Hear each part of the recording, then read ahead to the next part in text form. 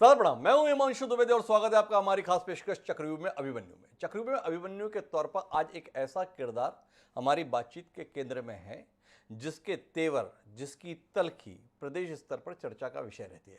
यूं तो वो भारतीय जनता पार्टी के अंदर सियासी रूप से सक्रिय है। अपनी सक्रियता के तहत पार्षद से सफर शुरू करके सम्मानीय विधायक तक पहुंचे हुए हैं। विधायक ही नहीं रहे बल्कि देश में उन्होंने एक कमाल का कीर्तिमान भी स्थापित किया। बतौर प्रोटेम स्पीकर 1 साल से भी ज़्यादा समय करीब उन्होंने बिताया। ऐसा कमाल और किसी ने नहीं किया। आप समझ ही गए कि हम बात कर रहे हैं भोपाल क्षेत्र के, देखो, हुजूर विधानसभा क्षेत्र का प्रतिनिधित्व करने वाले रामेश्वर शर्मा की।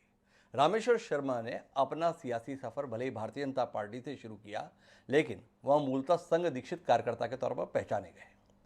वह पार्षद रहे, भारतीय जनता युवा मोर्चा में पदाधिकारी रहे, इसके बाद पार्टी के प्रवक्ता रहे, प्रदेश उपाध्यक्ष तक रहे। पर इन सब के बाद भी आज भी उनके तौर तरीकों को देखकर यह बोध करना मुश्किल होता है कि यह एक राजनीतिक दल का कार्यकर्ता है, राजनीतिक दल का नेता है, या बजरंग दल का जो है एक हुड़दंगी।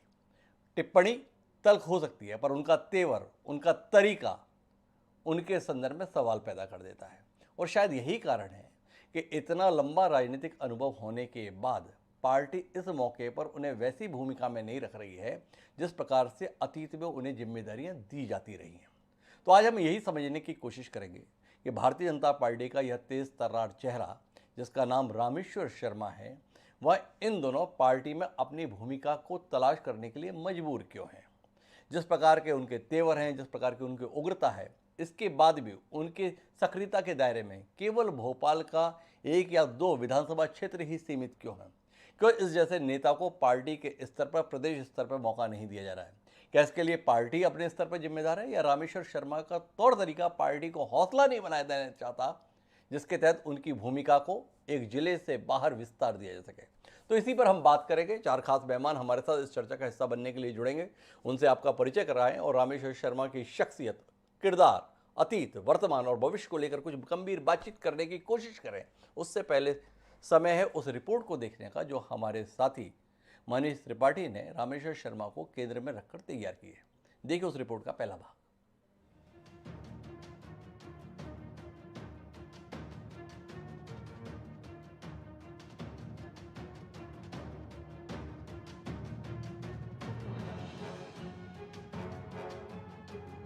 कभी कभी मैं पाता हूँ खुद को अंधेरे के एक कोने में, है ख्वाहिश कि मेरी सिसकियां सुन मुझे कोई ढूंढने आए। मध्य प्रदेश की राजधानी भोपाल की हुजूर सीट से दूसरी बार के विधायक, बेबाक और फायर ब्रांड नेता रामेश्वर शर्मा का सियासी दर्द भी कुछ ऐसा ही है। सत्ताधारी पार्टी का विधायक होने के बाद भी आज तक उनको सरकार में हिस्सेदारी नहीं मिली। रामेश्वर शर्मा लंबे वक्त तक प्रोटेम स्पीकर भी रहे, लेकिन शिवराज मंत्रिमंडल में जगह नहीं बना पाए। सरकार के साथ ही संगठन के उच्च पद तक भी वो नहीं पहुंच पाए। इसकी वजह भी शायद खुद रामेश्वर शर्मा ही है। दरअसल उन्होंने अपनी जो सियासी छवि गढ़ी, वो उसी छवि के बोझ तले दब रहे हैं। तभी तो सियासत का यह अभिमन्यु चक्रव्यूह में है। 5 जुलाई 1970 को विदिशा जिले की सिरोंज तहसील के सरखोन गांव में रामेश्वर शर्मा का जन्म हुआ। किसान परिवार में जन्मे रामेश्वर शर्मा का बचपन से ही आरएसएस की तरफ झुकाव रहा और संघ के प्रभाव की वजह से वो राष्ट्रवादी गतिविधियों में शामिल होने लगे। संघ प्रचारक के रूप में गंगा जल, कलश यात्रा जैसे कई सामाजिक धार्मिक कार्य किए। रामेश्वर शर्मा ने राष्ट्रीय स्वयंसेवक संघ का प्रथम, द्वितीय और तृतीय वर्ष का प्रशिक्षण लिया। समाज के प्रति निष्ठा और समर्पण को देखते हुए विश्व हिंदू परिषद ने उनको बजरंग दल भोपाल का संयोजक बनाया। 1993 में रामेश्वर शर्मा ने भारतीय जनता पार्टी की सदस्यता ग्रहण कर ली। भारतीय जनता युवा मोर्चा में तत्कालीन प्रदेश अध्यक्ष नरेंद्र सिंह तोमर के साथ काम किया। तोमर की टीम में शर्मा को प्रदेश कार्य समिति सदस्य बना दिया गया। रामेश्वर शर्मा अटल बिहारी वाजपेयी के साथ कश्मीर बचाओ आंदोलन में शामिल रहे। 1995 में रामेश्वर भोपाल के वार्ड नंबर 33 से पार्षद बने। बाद में भारतीय जनता युवा मोर्चा भोपाल के जिला अध्यक्ष बनाए गए। यानी साल 2000 में वार्ड नंबर 33 से रामेश्वर दोबारा पार्षद चुने गए। दोबारा पार्षद चुने जाने के बाद वो निगम में नेता प्रतिपक्ष बने। नगर निगम में नेता प्रतिपक्ष बनने के बाद तात्या टोपे स्टेडियम का नाम बदलने के खिलाफ कांग्रेस सरकार के खिलाफ आंदोलन किया गया। भोपाल की प्यास बुझाने के लिए नर्मदा मैया आएंगी, प्यास बुझाएंगी आंदोलन की शुरुआत हुई। रामेश्वर शर्मा ने नर्मदा को राजधानी लाने के लिए पद यात्रा भी की। भोपाल में सामाजिक, सांस्कृतिक, धार्मिक, पर्यावरण और खेलकूद के विकास के लिए कर्मश्री संस्था का गठन किया। कर्मश्री हर साल चेती चांद के मौके पर अखिल भारतीय कवि सम्मेलन कराती है। इसके साथ ही रामेश्वर शर्मा की संस्था हर साल सावन के महीने में कांवड़ यात्रा, राम कथा, भागवत कथा जैसे आयोजन कराती है और यही कार्यक्रम वक्त के साथ रामेश्वर शर्मा की सियासी पहचान बनते गए। हार्डकोर हिंदुत्व के एजेंडे पर चलने वाली रामेश्वर शर्मा का मुख्य धारा की राजनीति सफर काफी दिलचस्प रहा। 2005 में रामेश्वर बीजेपी के नगरीय विकास प्रकोष्ठ के प्रदेश अध्यक्ष बनाए गए। साल 2006 में बीजेपी के प्रदेश मंत्री का दायित्व रामेश्वर शर्मा को मिला। शर्मा 2010 में एक बार फिर से बीजेपी के प्रदेश मंत्री बनाए गए। 2011 में रामेश्वर शर्मा को बीजेपी सरकार में खनिज निगम का अध्यक्ष बनाकर कैबिनेट मंत्री का दर्जा दिया गया।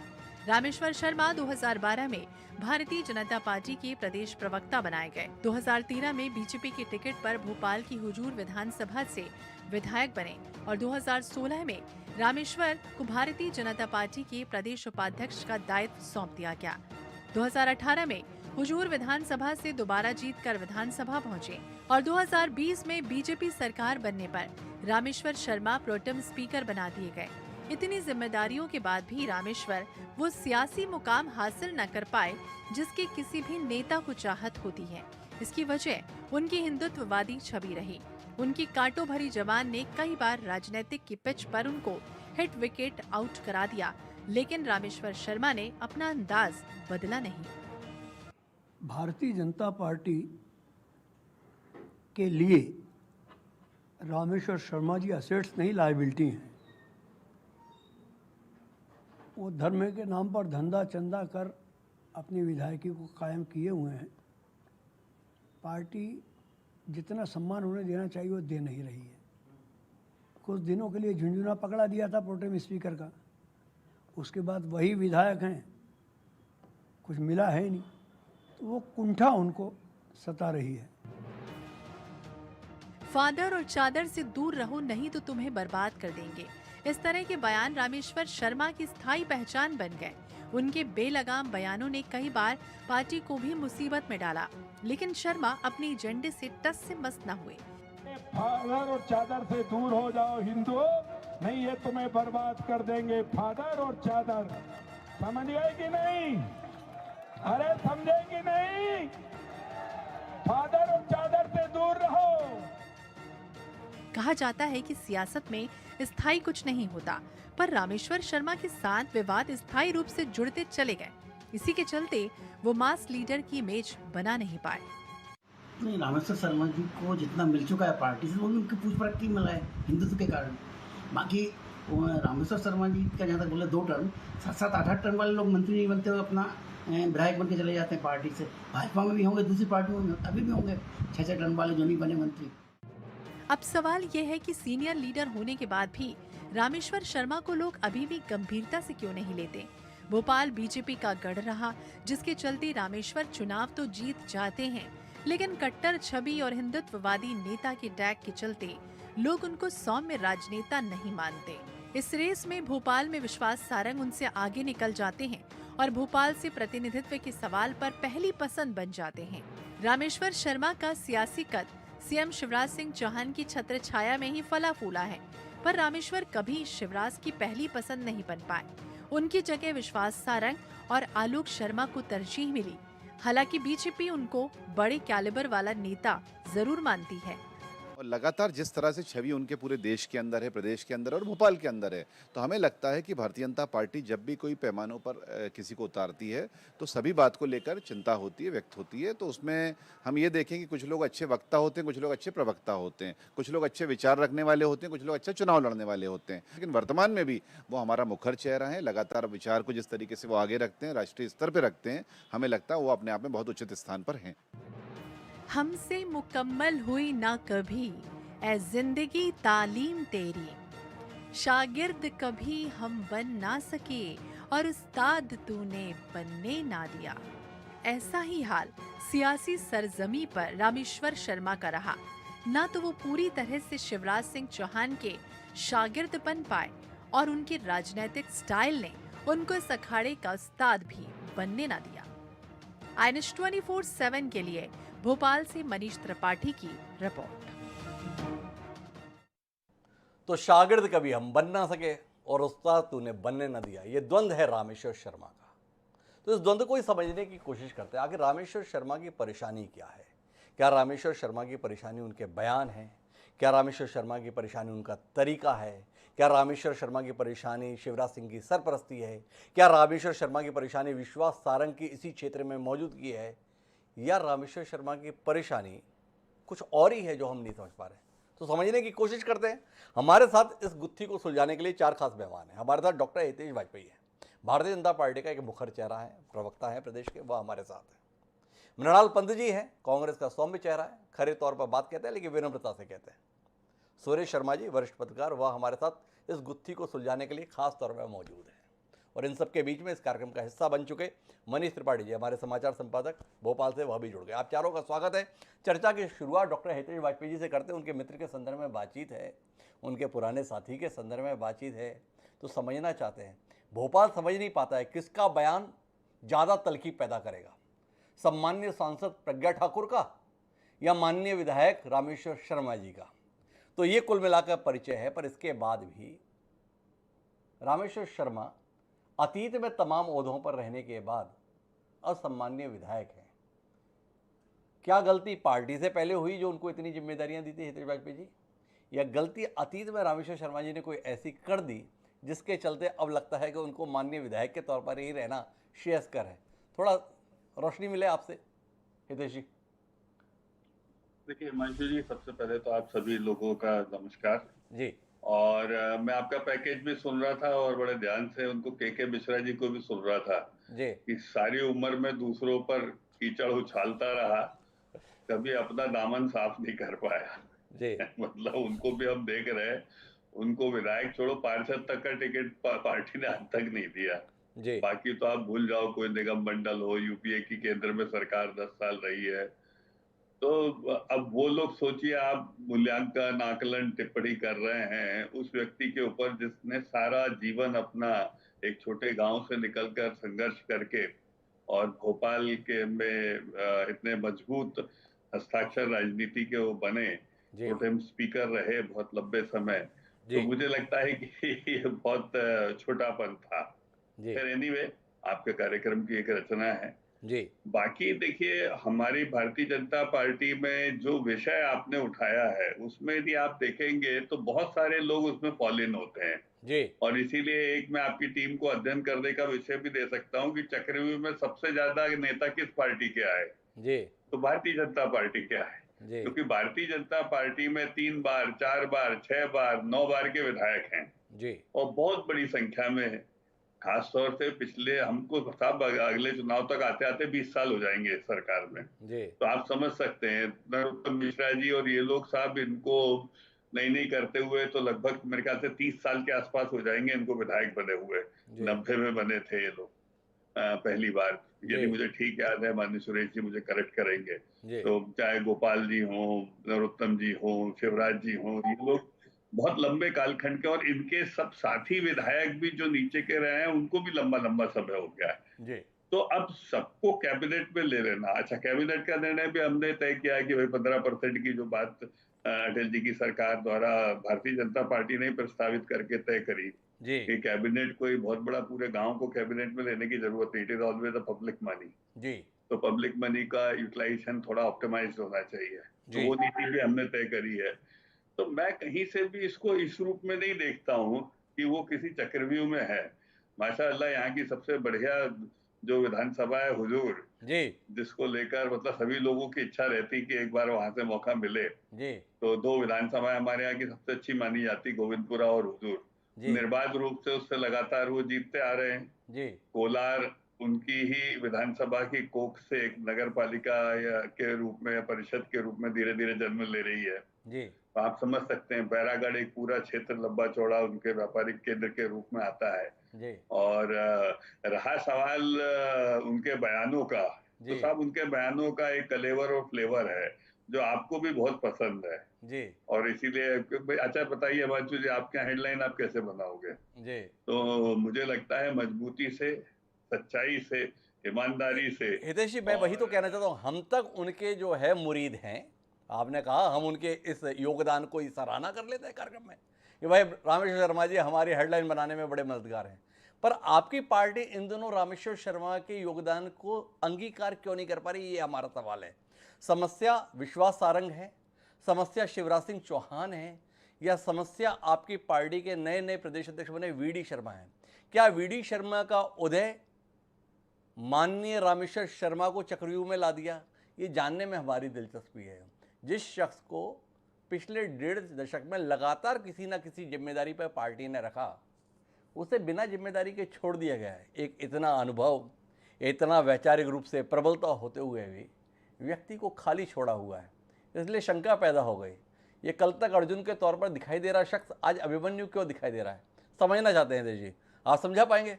या ये हमारा दृष्टि दोष है, या हाँ अब परिस्थितियाँ तो हैं, क्या कर सकते हैं? अर्जुन कभी कभी अभिमन्यु हो जाता है। ये अब आपने देखिए क्या होता है, मैं आपका बहुत बड़ा कायल हूँ जी क्योंकि मुझे मालूम है सवाल भी आप करते हो और धीरे से जवाब भी दे देते हो। जी तो बिल्कुल मैं यही कहना चाहता हूँ, ये दृष्टि दोष नहीं, दृष्टिकोण है जी। जिसमें आपको जो अर्जुन है वो अभिमन्यु नजर आ रहा है। तो कुल मिला के ये दृष्टि दोष नहीं, दृष्टिकोण है। हमारा दृष्टिकोण जो है एक अर्जुन को अभिमन्यु समझ ले रहा है, तो मान लेते हैं। लेकिन क्या मृणाल पंत जी की दृष्टि भी इसी दृष्टिकोण से देख रही है? समझने की कोशिश करते हैं। और मृणाल पंत जी आपसे समझना चाहते हैं, क्या एक प्रज्ञा ठाकुर पार्टी को बहुत भारी पड़ गई जिसके चलते पार्टी ने कहा रामेश्वर शर्मा जी को आराम दिया जाए? एक व्यक्ति के बयान ही इतनी समस्या पैदा कर रहे हैं, कोई पद साथ में दे दिया तो और बवाल होगा, इसलिए रामेश्वर शर्मा को हाशिए पर रखा है? या रामेश्वर शर्मा का बढ़ता कद उनके साथियों के बीच में खल गया, तो इसलिए ऊपर से 6 इंच छोटा नहीं सही तो नीचे से 6 इंच छोटा कर दिया जाए, तो ऐसा कर दिया? कुल मिला के मृणाल जी समझना चाहते हैं हुआ क्या रामेश्वर शर्मा जी के साथ? मेरी राय में हिमांशु जी, आपने जो पहले कहा उससे मैं पूरी तरह से सहमत हूं। जी भारतीय जनता पार्टी जो कहती है सबका साथ सबका विश्वास, जो उसकी विचारधारा बिल्कुल नहीं है, केवल जुमला है लोगों की आंखों में धूल झोंकने के लिए। जी उसके विपरीत जो भारतीय जनता पार्टी का असली वैचारिक आधार है, ध्रुवीकरण की राजनीति का, उकसावे की राजनीति का, विरोध की राजनीति का, रामेश्वर शर्मा जी उस राजनीति के प्रतीक हैं।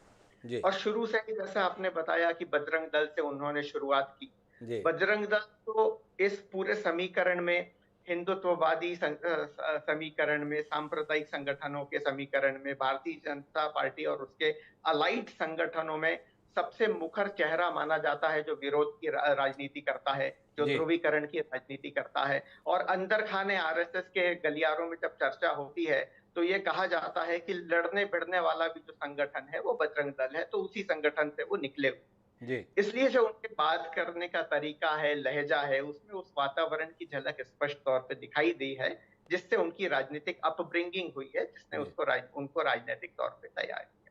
जी ये बात ठीक है कि युवाओं के बीच में काम करने से एक संगठन क्षमता बनती है, जो रामेश्वर शर्मा जी के पास है। ये बात भी ठीक है कि इससे लोगों का प्रभाव बढ़ता है, वो बोलते अच्छा है, तो लोगों के बीच में उनकी स्वीकारोक्ति, जो भारतीय जनता पार्टी की विचारधारा को मानते हैं, जी उन लोगों के बीच में भारतीय जनता पार्टी के अन्य नेताओं की अपेक्षा, युवा नेताओं की अपेक्षा उनकी स्वीकारोक्ति कुछ ज्यादा हुई, और इस कारण उनको बजरंग दल से लाकर भारतीय जनता पार्टी ने चुनावी धरातल पर भी उतार दिया।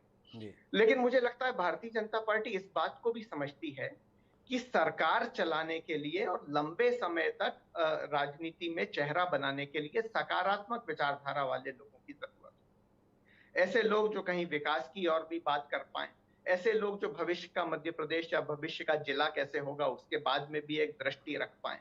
और इस तरह के नेताओं की भारतीय जनता पार्टी में हमेशा से ही कमी रही। जी लेकिन इसके साथ साथ ये भी सच है कि मध्य प्रदेश में 2 प्रमुख पार्टियां हैं, कांग्रेस और भारतीय जनता पार्टी। और सुंदरलाल पटवा जी की जब सरकार थी, उसके बाद से भारतीय जनता पार्टी का एक मजबूत धरातल मध्य प्रदेश में रहा है। इसलिए सरकार बनती है तो कभी कांग्रेस की बनती है, कभी भारतीय जनता पार्टी की बनती है। और ऐसी सरकार बनाने में इस तरह के व्यक्तित्व भारतीय जनता पार्टी उपयोगी समझती है, इसीलिए वो प्रज्ञा ठाकुर जी को भी आगे करती है, इसलिए रामेश्वर शर्मा जी को भी आगे करती है, क्योंकि ये वो प्रतीक हैं, वो चेहरे हैं जो उनकी मूल विचारधारा को भारतीय जनता पार्टी के लोगों के बीच भी याद दिलाते रहते हैं। और उसके प्रतीक बनकर सामने आ जाते हैं कि हाँ, भारतीय जनता पार्टी वही है। सबका जी। साथ सबका विश्वास कहने की बात है, लेकिन जो भारतीय जनता पार्टी वही है जो रामेश्वर शर्मा जी कह रहे हैं, जो प्रज्ञा ठाकुर जी कह रही है। और इसलिए चूंकि सकारात्मक राजनीति, ये बात भारतीय जनता पार्टी समझती है जी। कि रामेश्वर शर्मा जी जैसे चेहरों के साथ लंबे समय तक आगे नहीं हो सकती, इसलिए एक सीमा के आगे शायद उनको बढ़ाना नहीं चाहती। और दूसरी बात यह है कि उनके पीछे कोई परिवार का सहारा नहीं है, जैसा विश्वास सारंग जी के पास।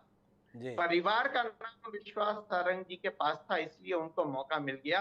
भारतीय जनता पार्टी में भी हकीकत यह है, चाहे आप कैलाश जोशी जी के पुत्र को देखें, चाहे पटवा जी के भतीजे को देखें, चाहे विश्वास सारंग जी को देखें, मौके उन्हीं को मिलेंगे। रामेश्वर शर्मा जी जैसे लोगों को मौका मिलेगा नहीं मिलेगा, राम ही जाने। तो मृणाल जी ने कई प्रकार की व्याख्या कर दी, लेकिन मैं मृणाल जी आपको एक दृष्टि के संदर्भ में प्रतिक्रिया के लिए याद कराता हूं। रामेश्वर शर्मा 2006 में भारतीय जनता पार्टी के प्रदेश मंत्री बनाए गए थे। वो लगातार रहे, फिर 2010 में भी प्रदेश मंत्री बनाए गए, बाद में दौर आया तो खनिज विकास निगम के अध्यक्ष भी बनाए गए, फिर मौका आया तो प्रदेश के उपाध्यक्ष भी बनाए गए। इस दौरान नरेंद्र सिंह तोमर रहे, प्रभात झा रहे, राकेश सिंह रहे, नंद कुमार चौहान रहे। सारे अध्यक्षों का भरोसा रामेश्वर शर्मा के साथ रहा। 2018 में कहानी बदल गई। 2019 में वीडी शर्मा, जो लगभग हम उम्र हैं, रामेश्वर शर्मा से 2-3 साल छोटे ही हैं, वह प्रदेश अध्यक्ष की भूमिका में आ गए। क्या वीडी शर्मा का उदय रामेश्वर शर्मा के पराभव का कारण आपको दिखाई देता है? क्या इस पर कोई टिप्पणी प्रतिद्वंदी दल के प्रवक्ता होने के नाते आप करना उचित समझते हैं, या मुझे इसके लिए सुरेश शर्मा जी का रुख करना पड़ेगा? वीटी शर्मा जी के उदय से ज्यादा मुझे ये दिखाई देता है जी। कि असल में मध्य प्रदेश में भारतीय जनता पार्टी भी कांग्रेस से आए हुए लोगों पर ही आश्रित है। जी। इसीलिए जो वर्तमान मंत्रिमंडल है, उसमें वो सारे लोग जो भाजपा के साथ 25 साल 20 साल तक अलग अलग पदों पर रहे हैं, उनको मंत्रिमंडल में महत्वपूर्ण स्थानों पर जगह नहीं मिली, और जगह मिली उन लोगों को जो कांग्रेस पार्टी से चुनकर आए हैं। एक बार फिर मेरी पहले वाली बात साबित होती है। शायद मुख्यमंत्री जी को ऐसा लगता होगा कि उनके जो पुराने साथी हैं, भले ही उनको को संगठन चलाने का या भारतीय जनता पार्टी में काम करने का 20-25 सालों का अनुभव है, लेकिन अच्छे मंत्री वो साबित नहीं हो सकते। इसीलिए जो कांग्रेस से गए थे हमारे पुराने साथी, उन्हीं को महत्वपूर्ण जिम्मेदारियां दी गई। तो मृणाल जी, इन दो दृष्टियों के साथ में, लेकिन मैं सुरेश शर्मा जी 2 बातों पर आपके पास आना चाहता हूं। रामेश्वर शर्मा को मंत्रिमंडल में नहीं लिया गया, ये इतना ज्यादा महत्वपूर्ण नहीं है, क्योंकि जो हितेश वाजपेयी जी कह रहे हैं, डॉक्टर हितेश वाजपेयी हमारे साथ में, कि भाई 5 बार 6 बार के भी लोग मौजूद हैं, तो बात समझ में आती है कि हर व्यक्ति मंत्रिमंडल का हिस्सा नहीं बन सकता। लेकिन रामेश्वर शर्मा, जिनके पास संगठन का एक लंबा अनुभव है, उन्हें संगठन के स्तर पर भी कोई दायित्व नहीं दिया गया। क्या ये अपने आप में सवाल पैदा नहीं करता? एक सवाल तो आपसे ये है सुरेश जी। और दूसरा आपसे जानना चाहता हूं ये कि रामेश्वर शर्मा के संदर्भ में सभी बोल रहे हैं वो अच्छे संगठक हैं, अच्छे वक्ता हैं, भारतीय जनता पार्टी के विचार को नहीं बल्कि संघ के विचार को भी ठीक तरीके से संप्रेषित कर देते हैं, युवा हैं, ऊर्जावान हैं, क्षमतावान हैं। इतने सारे विशेषण जिस शख्स के साथ जुड़े हुए हैं, 2.5 दशक की राजनीति के बाद भी उसका कार्यक्षेत्र कुल मिलाकर भोपाल शहर की सीमा ही है। जिले के स्तर पर भी रामेश्वर शर्मा को जिले के एक छत्र नेता के तौर पर स्वीकार नहीं किया था। प्रदेश के स्तर पर रामेश्वर शर्मा की सेवाएं नहीं ली जाती, पद रहे, पर क्या प्रदेश के स्तर पर रामेश्वर शर्मा का उपयोग किया गया, ऐसा दिखाई नहीं दिया। आपकी टिप्पणी, क्या रामेश्वर शर्मा की क्षमताएं भाजपा के बाकी नेताओं के मन में भय पैदा करती हैं, इसलिए उस व्यक्ति के संदर्भ में अवसर और उपयोग दोनों के संदर्भ में द्वंद्व चलता रहता है, इसलिए ये स्थिति इस नेता की दिखती है? देखिए हिमांशु जी, जब हम राजनीति का विश्लेषण करते हैं तो केवल यही नहीं मानना चाहिए कि किसी व्यक्ति को मंत्री नहीं बनाया गया इसलिए उसका उपयोग नहीं किया गया। जी, ये हर व्यक्ति मंत्री नहीं बन सकता है। हितेश वाजपेयी जी ने भी यही बात की है, मैं भी शायद इससे सहमत हूँ। जी।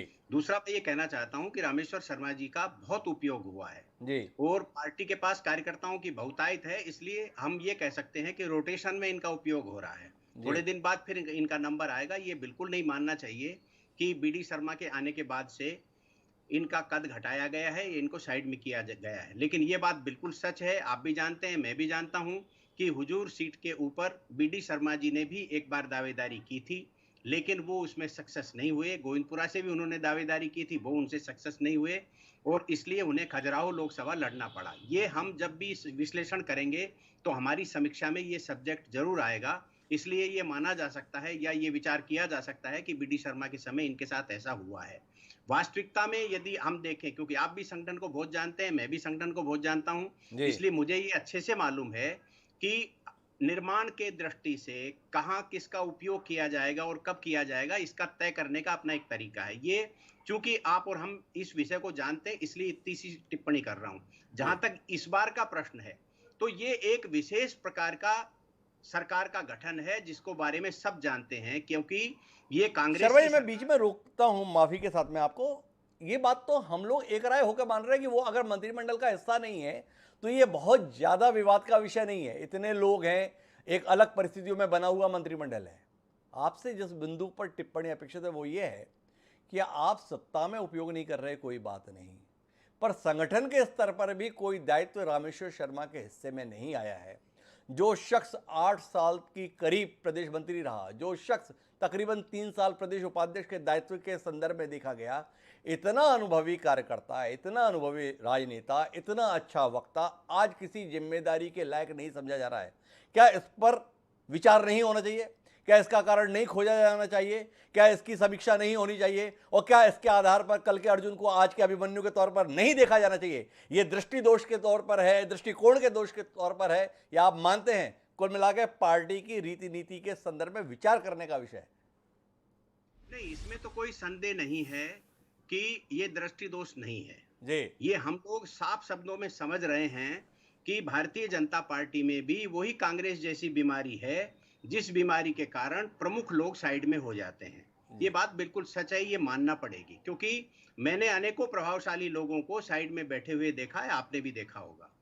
ये बात रामेश्वर शर्मा पर लागू हो सकती है, परंतु दिक्कत हमारे यहाँ भोपाल से विशेष रूप से, चूंकि मैं भोपाल में रहता हूँ, इसलिए भोपाल की यदि पॉलिटिक्स को समझा जाए तो यहाँ पुत्रों का योगदान सबसे ज्यादा है। यदि बाबूलाल जी गौर हैं तो कृष्णा गौर जी की ताकत सबको मालूम है, कैलाश सारंग जी हैं तो विश्वास सारंग जी की ताकत सबको मालूम है, नारायण प्रसाद गुप्ता जी हैं तो उमाशंकर गुप्ता जी की ताकत सबको मालूम है। इसलिए रामेश्वर शर्मा जी को कोई गॉडफादर प्राप्त करना था, ये उनकी राजनीतिक चूक है। इसको मैं भी मानता हूं, वो भी समझते होंगे निश्चित रूप से। इसलिए मंत्रिमंडल में इतना स्थान, वो यदि प्रोटेम स्पीकर अधिक समय तक रहे हैं तो वो जो है शिवराज जी की विशेष समझ लीजिए या फिर एक सरकमस्टांसेस को समझ लीजिए, इसलिए उनको प्रोटेम स्पीकर बनाया गया।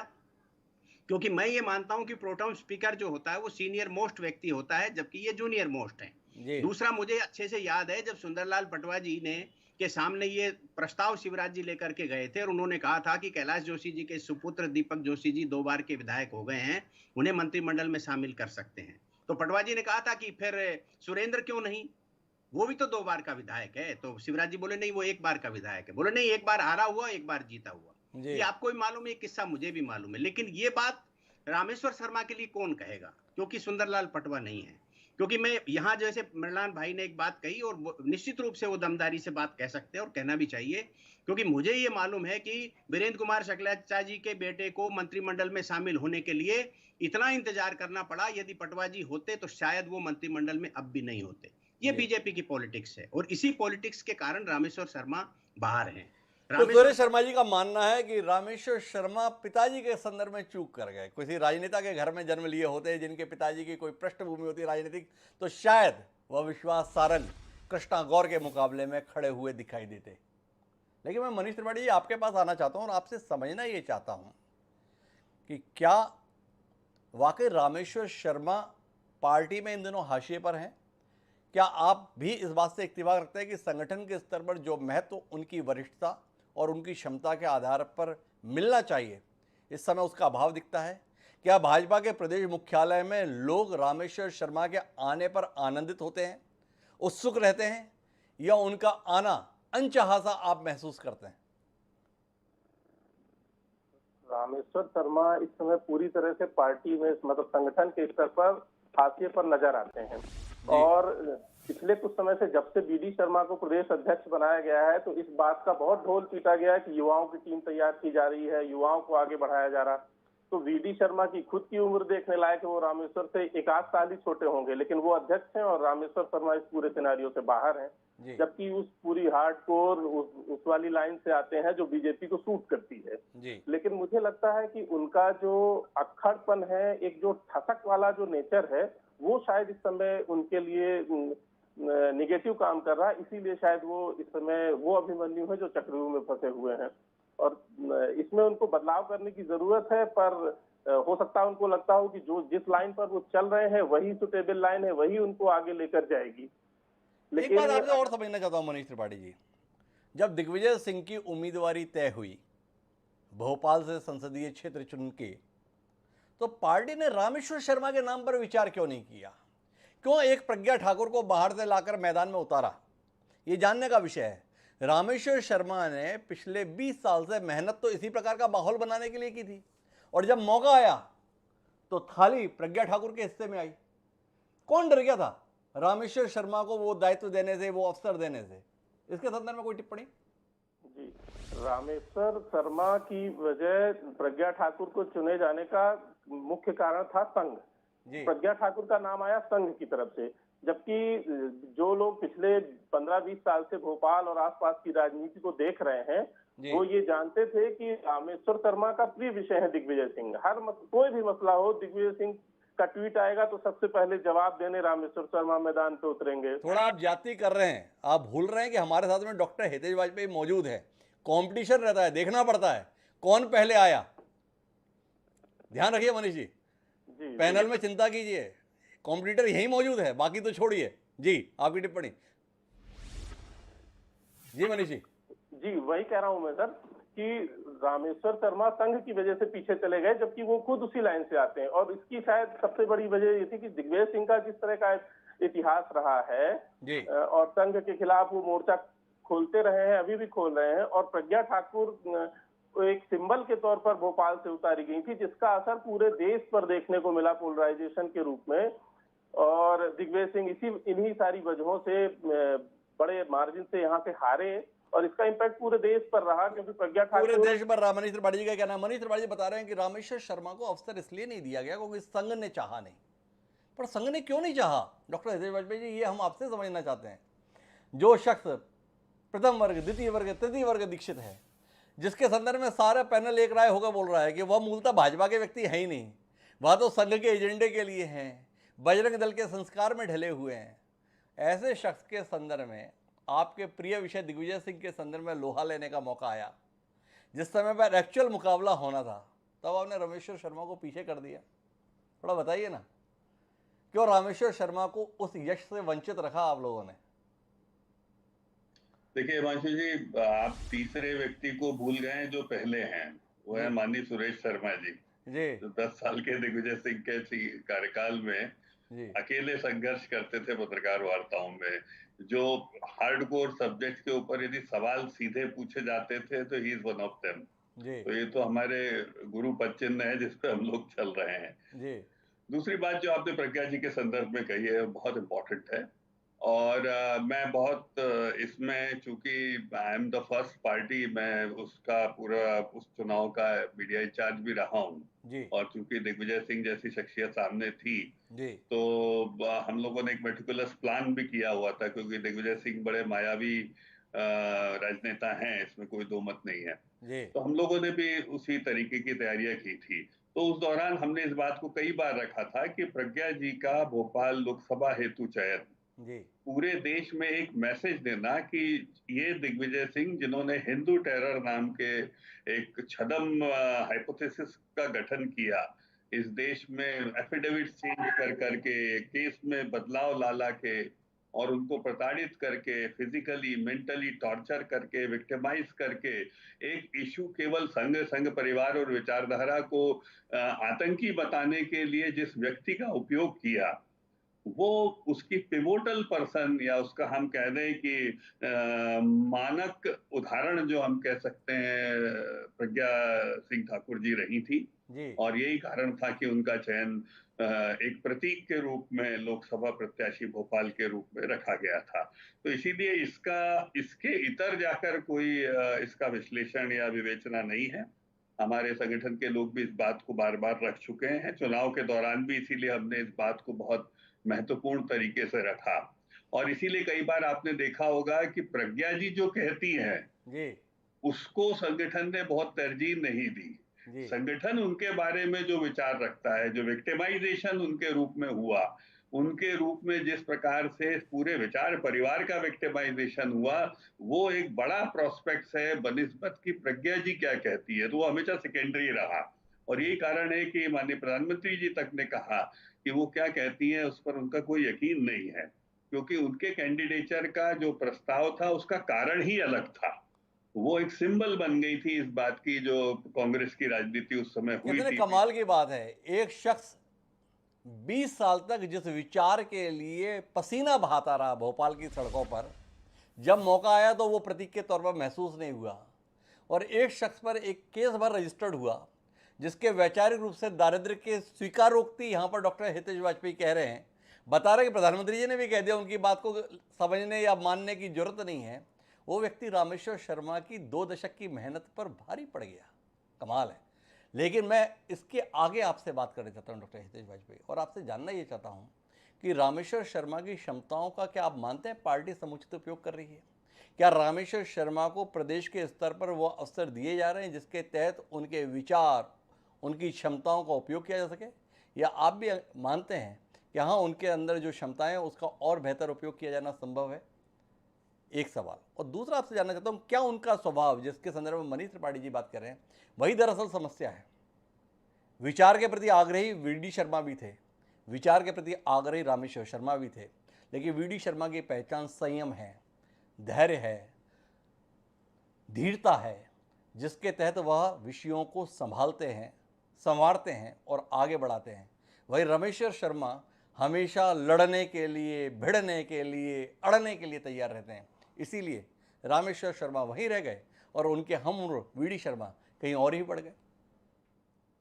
देखिए हिमांशु जी, मैं आपके अंतिम वाक्य जो आपने प्रज्ञा जी और उनकी तुलना करी है वो अतुलनीय चीजें हैं, दोनों अलग अलग हैं। You can not compare Apple with oranges. मैं फिर एक लाइन में रिपीट कर देता हूँ, प्रज्ञा जी जो प्रताड़ना दी गई हिंदू टेरर के नाम पर उसका प्रतीक हैं जी। ये ध्यान रखें, मैं ये कहना चाहता हूँ। इस रूप में उनको प्रस्तुत किया गया, तो इस रूप में यदि रामेश्वर जी को आप देखेंगे तो बहुत अलग बात हो गई। जो आप कह रहे हैं आप सही कह रहे हैं, तो इसलिए वो अतुलनीय चीजें हैं। तो प्रज्ञा जी का कैंडिडेचर का चयन एक बड़े विषय को लेकर किया गया जिसमें व्यक्ति गौण है जी, और इसीलिए व्यक्ति और उनके निजी विचार गौण हुए जी, लेकिन उसके माध्यम से जो पूरे विचार परिवार को विक्टिमाइज करने का कॉज या रचना रची गई उसको उद्घाटित करना देश के सामने बड़ा विषय था जिसको किया गया। नंबर 1। नंबर 2, जो आपने बात रामेश्वर जी के संदर्भ में कही है, रामेश्वर जी को मैं भी विश्व हिंदू परिषद में रहा हूं, मैं बहुत पुराने समय से देखता आ रहा हूं। रामेश्वर जी का ग्राफ अर्जुन की तरह है जी, ये आप मान लीजिए, उनका अभिमन्यु की तरह नहीं है जी। और जितनी व्याख्या माननीय सुरेश जी ने भोपाल के संदर्भ में करी है कि भोपाल की राजनीति में जो सरवाइव कर जाते हैं वो अभिमन्यु नहीं हुआ करते, वो अर्जुन ही हुआ करते हैं क्योंकि उसके सबके कारण उन्होंने बताए हैं। और उन्होंने तो कारण बताए, उमा शंकर गुप्ता के संदर्भ में नारायण गुप्ता, उन्होंने बताया कृष्णा गौर के संदर्भ में बाबूलाल गौर, उन्होंने बताया दीपक जोशी के संदर्भ में कैलाश जोशी, उन्होंने बताया सुरेंद्र पटवा के संदर्भ में सुंदरलाल पटवा। तो क्या आप उसकी हिमायत कर रहे हैं? भाई यही सत्य है जो सुरेश जी ने कहा है। तो रामेश्वर शर्मा इस हालत में है तो इसीलिए हैं क्योंकि सुरेश जी ने जो बताया है, समर्थन में आप ही कह रहे हैं। नहीं, मैं माननीय सुरेश जी ने जो भोपाल के माहौल की व्याख्या करी है उसमें यदि रामेश्वर शर्मा जी रामेश्वर शर्मा है, हितेश वाजपेयी भी सरवाइव कर रहे हैं जी, तो आप मानकर चलिए कि ये लोग कोई अभिमन्यु नहीं हो सकते। ये मैं बस कहना चाहता हूँ। तो इसीलिए आप बिल्कुल हितेश जी, समय आएगा अभिमन्यु के तौर पर तो कार्यक्रम हम आप पर भी करेंगे। अभी भी आपकी मौजूदा परिस्थितियां अर्जुन के लायक दिखाई नहीं देती है, माफ़ कीजिएगा विनम्रतापूर्वक। लेकिन मैं इस चर्चा को आगे बढ़ाता हूँ, मृणाल पंत जी के पास आना चाहता हूँ। मृणाल पंत जी, आपसे ये समझना चाहता हूँ कि जिस प्रकार से भाजपा की परिस्थितियाँ बनी हैं, नए लोग आपके यहाँ से कालीन बिछाकर लाए जा चुके हैं, नए किस्म के लोग पार्टी पर काबिज हो चुके हैं, ऐसे में रामेश्वर शर्मा की राह आगे आपको कितनी कांटों भरी दिख रही है या फूलों से बिछी हुई दिख रही है? इसके संदर्भ में कोई आकलन आप हमसे साझा करेंगे? क्या दिख रहा है आपको रामेश्वर शर्मा जी के साथ? हिमांशु जी, इस प्रश्न का जवाब मैं केवल रामेश्वर शर्मा जी की दृष्टि से न देते हुए जी उनकी परिस्थिति में भारतीय जनता पार्टी के जितने लोग हैं उन सबको एक ही बास्केट में रखते हुए देने की आपसे अनुमति चाहता हूं। जी मुझे लगता है कि पूरे देश में एक नई राजनीति भारतीय जनता पार्टी ने लोकतंत्र के मूल्यों का ह्रास करते हुए और खुलेआम उन पर आघात पहुंचाते हुए क्रिएट की। मध्य प्रदेश 6वां 7वां राज्य है जहां पे इस तरह से जोड़ तोड़ करके धन तंत्र के माध्यम से डरा धमकाकर और व्यवस्थाएं जमाकर विधायकों को अपने पाले में खींचा गया और सरकार बनाई गई।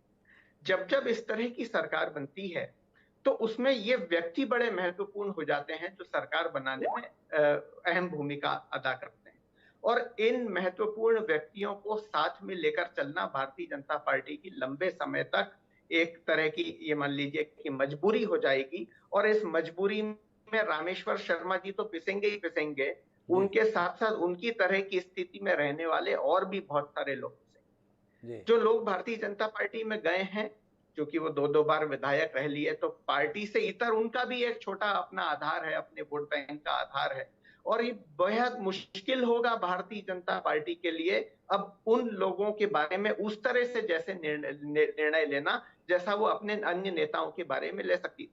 आज भारतीय जनता पार्टी चाहे तो रामेश्वर शर्मा जी की सीट बदल ले, वो शायद उस पर ज्यादा प्रश्न नहीं उठाए, मान जाए तत्काल।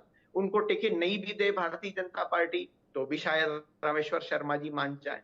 लेकिन ये जो पूरा का पूरा लॉट कांग्रेस पार्टी से भारतीय जनता पार्टी में गया है, इन सब को लेके इस तरह का निर्णय लेने की हैसियत भारतीय जनता पार्टी के पास नहीं है, और इसका खामियाजा रामेश्वर शर्मा जी और उन जैसे तमाम लोगों को लंबे समय तक उठाना पड़ेगा। एक बात।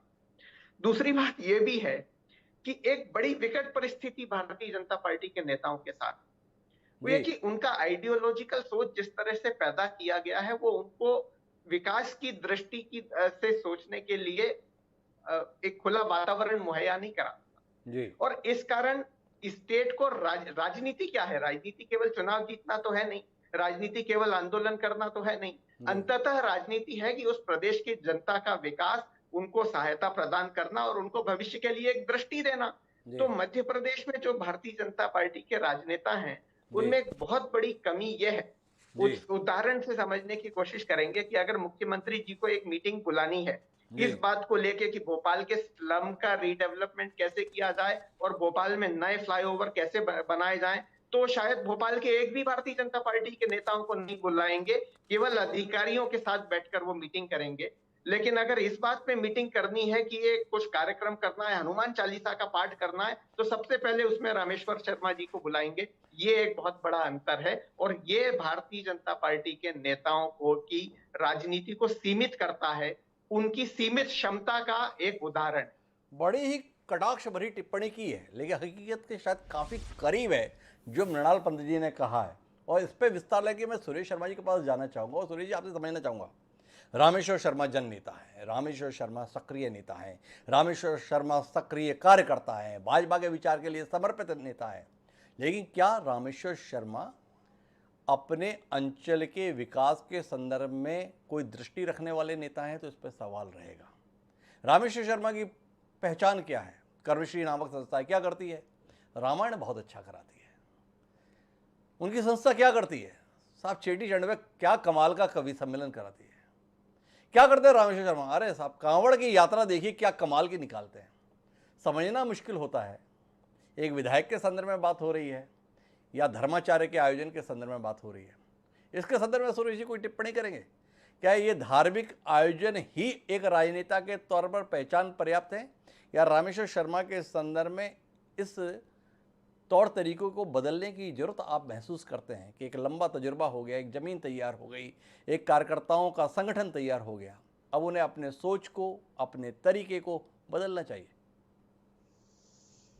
मुझे सबसे पहले तो हिमांशु जी ये लगता है कि रामेश्वर शर्मा जी को अपने बारे में बनी हुई अवधारणा को खंडित करने का काम करना चाहिए जी, क्योंकि मैं कोलार में रहता हूँ जो उनके विधानसभा क्षेत्र का हिस्सा है जी। जब मैं इस मकान में आया था सरकारी मकान से चेंज करके जी, तब मुझे ये मालूम चला कि यहाँ पीने का पानी नहीं था जी, आज यहाँ घर घर में पानी है जी, यहाँ नई सीवेज लाइन बन रही है, मेरे सामने पिछले कुछ दिनों तक जो है नाली खुदी हुई थी जिसमें सीवेज तक जो है डाली गई और अब उसका ज्वाइंट हो रहा है जी। इस क्षेत्र में बिजली जो है जब मैं आया था तो 4-4 घंटे जाती थी, अब जी। एक क्षण के लिए भी बिजली नहीं जाती।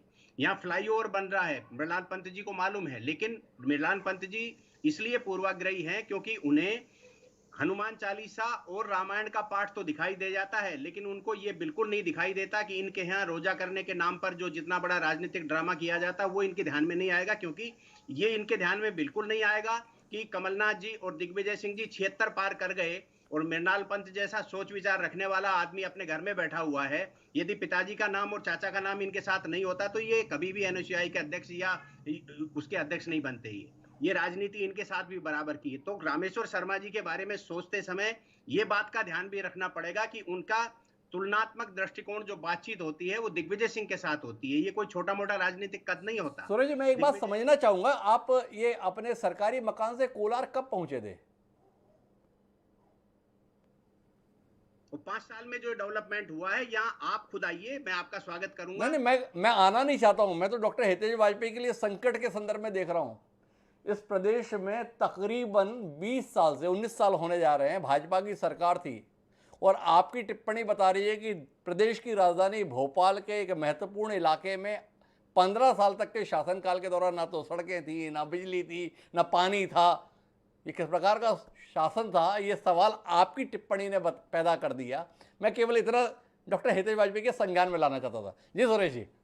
मैं बिल्कुल कह रहा हूँ, 15 साल पहले ये ग्रामीण अंचल था, उसके बाद ये नगर पालिका बना, नगर पालिका के अंदर विकास हुआ और अब नगर निगम का हिस्सा है, तो यहाँ सब कुछ शहर जैसा बन चुका है। ये मनीष जी को भी मालूम है और सारी जानकारी। गांव को शहर कन्वर्ट करने का काम रामेश्वर शर्मा ने किया है। इसलिए मेरा कहना यह है कि रामेश्वर शर्मा को अपनी एक आइडियोलॉजिकल छवि के साथ साथ डेवलपमेंट की छवि भी डेवलप करना पड़ेगी, जो कम से कम दिखाई देती है उसकी जगह। मैं आपको एक और हिमांशु जी छोटी सी टिप्पणी करके मेरी बात समाप्त कर रहा हूं, और वो ये है, क्योंकि आप भी जानते हैं, मैं भी जानता हूं, मनीष जी भी ज्यादातर जानते हैं, मनीष जी थोड़ा कम जानते हैं, लेकिन आप और हम दोनों पूरा जानते हैं जी। देश में एक मानसिकता बनी हुई है ये देखने की कि हनुमान चालीसा की आलोचना कर दो, रामायण की आलोचना कर दो तो हम बहुत अच्छे पत्रकार हैं, हम बहुत बड़े समीक्षक हैं, हम बहुत बड़े जानकार हैं, जबकि इस देश में चेंज का माहौल है, एक चेंज हो रहा है, और ये चेंज महीने में, 6 महीने में, साल भर में आपकी आंखों को देखने की व्यवस्था होगी कि जो भारत की मूल संस्कृति है उसके बारे में बोलना एक जमाने में गुनाह होता था। अभी आप जब सवाल पूछ रहे थे तो मैं मेरी लाइब्रेरी की तरफ देख रहा था, मेरे पास आरबीएस मणि साहब की वो किताब रखी है जिसमें प्रज्ञा जी को लेकर के उन्होंने लिखा है, और दिग्विजय सिंह जी की भूमिका और हेमंत करकरे जी की भूमिका का उन्होंने उल्लेख किया है कि उन्होंने एक षड्यंत्र पूर्वक हिंदू आतंकवाद शब्द का सृजन किया है। आप कहें तो मैं स्क्रीन पर वो किताब दिखा सकता हूं, जहां ये परिस्थितियां हो। रामेश्वर शर्मा जी के भविष्य के बारे में मेरा आकलन है, आने वाले समय में उनको किसी भी प्रकार से अभिमन्यु बन के चक्रव्यूह में एक्सपायर नहीं है, उनका वध नहीं हो सकता, वो जो है राजनीति में आगे जाएंगे। और आने तो सुरेश शर्मा जी का सद्भाव तो कम से कम रामेश्वर शर्मा जी के साथ है, भले ही भाजपा के नेताओं का हो ना हो अलग बात है, पर सुरेश शर्मा जी जो उनके विधानसभा क्षेत्र के निवासी है, अभिभूत है अपने विधायक से, और मानते हैं कि अपने इस नेता के संदर्भ में उन्हें भविष्य सुखद दिखाई दे रहा है। पर मृणाल पंत जी को हस्तक्षेप करना चाह रहे थे सुरेश शर्मा जी की कटाक्ष भरी टिप्पणियों के संदर्भ में। जी मृणाल जी, आपकी बात सुनते हैं और उसके बाद मनीष त्रिपाठी का रुख करते हैं। जी। मैंने बिल्कुल ऐसा नहीं कहा कि हनुमान चालीसा का गायन करने में कोई आपत्ति है जी, बल्कि पार्टी भी इसको बड़े स्तर पे करती है। मैं सुरेश शर्मा जी को आमंत्रित करता हूं, अगली बार जब हम हनुमान चालीसा का पाठ करें तो कृपा करके उसमें शामिल हो, आपकी आवाज उसमें शामिल होगी तो और हम लोगों को भी सुंदरकांड का पाठ करने में, हनुमान चालीसा का पाठ करने में बेहद आनंद आएगा जी। पर मैंने ये कहा कि राजनीति केवल हनुमान चालीसा के पाठ पर सीमित नहीं रहनी चाहिए, राजनीति इससे आगे भी जाना चाहिए, ये केवल मेरे कहने का। मृणाल जी का जो कहना था, सुरेश शर्मा जी की ध्वनि उसके साथ मिली थी, उन्होंने कहा कि रामेश्वर शर्मा जी बाकी काम भी करते हैं, पर यह बात सच है कि वो काम उनके इन धार्मिक आयोजनों की छाया में ढक जाते हैं, इसमें कुछ ना कुछ बदलाव जरूर होना चाहिए। जी सुरेश जी, आप कुछ कहना चाह रहे हैं? जी। मैं एक लाइन मृणाल जी मुझे निमंत्रित कर रहे हैं, मैं उनको धन्यवाद देता हूं, लेकिन अपने नेता सुरेश पचौरी जी से पूछ लीजिए, उसके बाद आप मुझे निमंत्रण देंगे तो ज्यादा बेहतर रहेगा।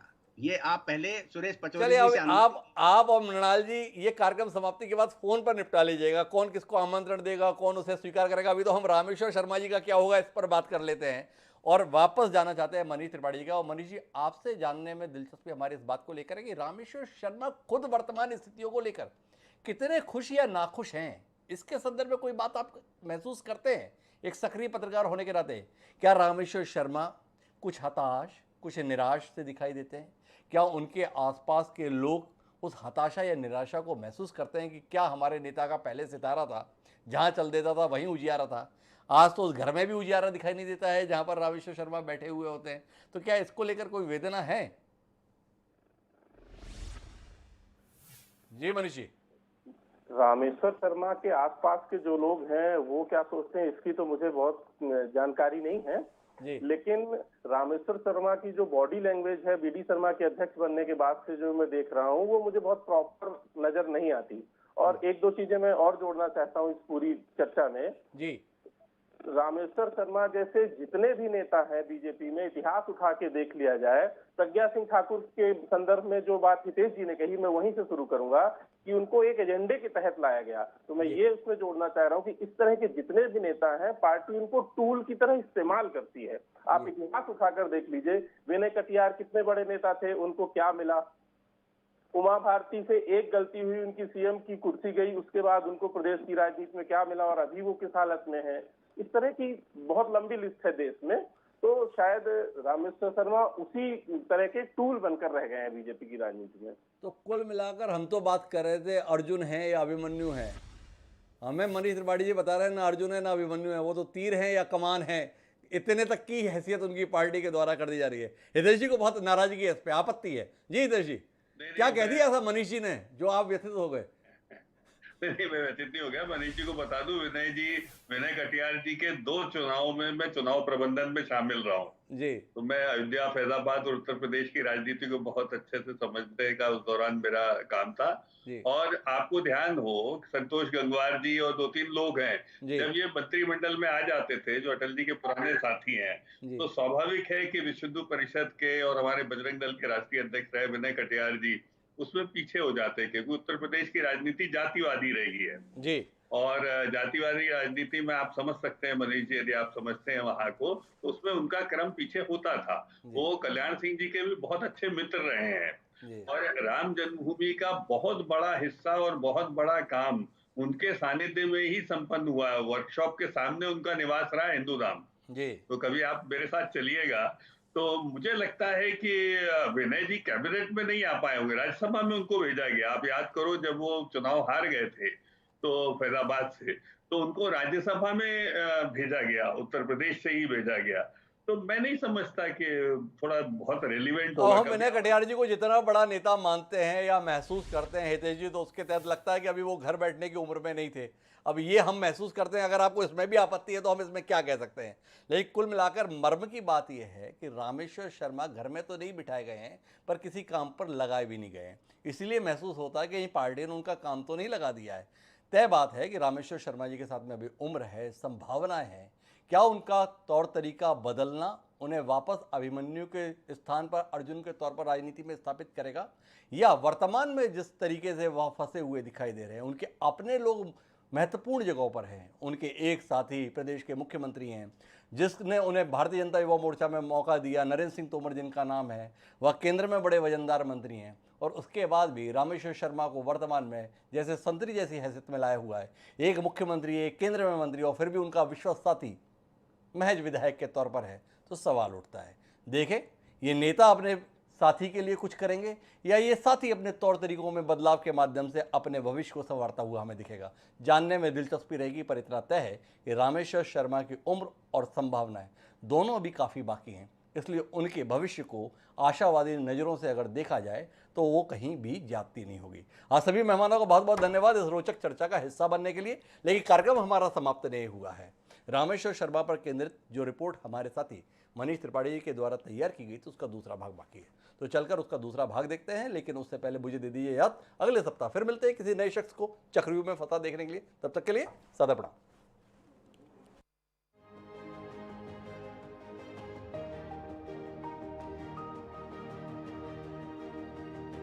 यूं ही ना उलझो हमसे जमाने वालों, हम खुद की समझ से बाहर हैं, तुम्हारी समझ में क्या खाक आएंगे। कुछ ऐसी ही सियासी कहानी रही है बीजेपी के विधायक और नेता रामेश्वर शर्मा की, जो सधी हुई शुरुआत के बाद राजनीति के मैच में सफलता की इबारत नहीं लिख पा रहे हैं। शर्मा को विधानसभा का प्रोटेम स्पीकर बनाया गया, लेकिन वो अपनी पुरानी इमेज से बाहर नहीं निकल पाए। रामेश्वर सियासी चक्रव्यूह में फंसे हैं, लेकिन शायद ये समझना नहीं चाहते या फिर समझ रहे हैं, लेकिन अपनी छवि के इतने दबाव में हैं कि उससे बाहर निकलने की कोशिश भी नहीं कर पा रहे। आखिर क्या वजह है कि रामेश्वर शर्मा भारतीय जनता पार्टी नेतृत्व के सामने विकल्प की तरह खुद को पेश नहीं कर पा रहे? इसकी वजह भी राजनीतिक विश्लेषकों को साफ नजर आती है। दरअसल रामेश्वर शर्मा की लड़ाका इमेज उन्हें अपने समकालीन नेताओं से अलग कतार में खड़ा करती है। लड़ाका होना बुरी बात नहीं है, लेकिन उसमें वो संतुलन नहीं बिठा पाते, जिसके चलते कई बार उनकी अक्खड़ छवि बन जाती है और यही अक्खड़ छवि कई बार रामेश्वर की परेशानी की वजह भी बनती है। रामेश्वर शर्मा का जो पॉलिटिकल व्यू है वो केवल आपको ऐसा हिंदुत्व वाला व्यू आपको दिखाई देगा। उसी तरह के मुद्दे वो उठाते हैं और उसी तरह की उनकी एक्टिविटीज रहती है। उनका जो राजनीतिक जिस तरह का चक्र रहा है, तो कांवड़ यात्रा से लेकर उन्होंने विधानसभा के प्रोटेम स्पीकर तक जो भी है वो हिंदुत्व पर सवार होकर वो आए हैं। राजनीतिक चक्रव्यूह में फंसे रामेश्वर अगर सफल सियासी पारी खेलना चाहते हैं तो उनको अपने अंदाज में थोड़ा बदलाव करना होगा। उनको हार्डकोर हिंदुत्ववादी छवि के साथ रामेश्वर शर्मा को विकासवादी छवि गढ़नी पड़ेगी। रामेश्वर शर्मा को प्रदेश की सियासत में अगर कंट्रोवर्सी किंग कहा जा सकता है। उनकी जबान आग उगलती है, जिसमें वो हिंदुत्व के एजेंडे की बात करते हैं। साथ ही प्रदेश की राजनीति में पूर्व मुख्यमंत्री दिग्विजय सिंह हमेशा उनका प्रिय विषय रहते हैं। रामेश्वर शर्मा की मजबूरी बन चुकी हिंदुत्ववादी छवि उन्हें आगे बढ़ने में सबसे बड़ा रोड़ा है, जबकि जरूरत इस बात की है कि रामेश्वर शर्मा जनता और ब्यूरोक्रेसी के बीच अपनी अलग इमेज बनाने की कोशिश करें। ऐसा भी नहीं है कि रामेश्वर शर्मा के क्षेत्र में विकास और निर्माण कार्य नहीं हो रहे, लेकिन शर्मा के खाते में अक्सर उनकी चर्चा ही नहीं होती। शायद रामेश्वर शर्मा अपने उग्र हिंदूवादी नेता की छवि में इस कदर डूब चुके हैं कि उन्हें लगता है कि इस छवि को बदलने से उनको सियासी नुकसान होगा, जबकि हकीकत ये है कि उनके राजनीतिक गुरु शिवराज सिंह चौहान शायद उनकी इस इमेज से होने वाले अपने नुकसान की वजह से रामेश्वर को चाहते हुए भी आगे नहीं बढ़ा पाते। ऐसे में रामेश्वर को जरूरत है अपनी इमेज पर थोड़ा सकारात्मक बदलाव करने की। अगर वो ऐसा करते हैं तो राजनीति की जंग में वो जीत हासिल कर सकेंगे। जिंदगी में उलझन को जो वक्त से नहीं सुलझाते हैं, वो किंतु परंतु के द्वंद में बहुत कुछ गवाते हैं। INS 24/7 के लिए भोपाल से मनीष त्रिपाठी की रिपोर्ट।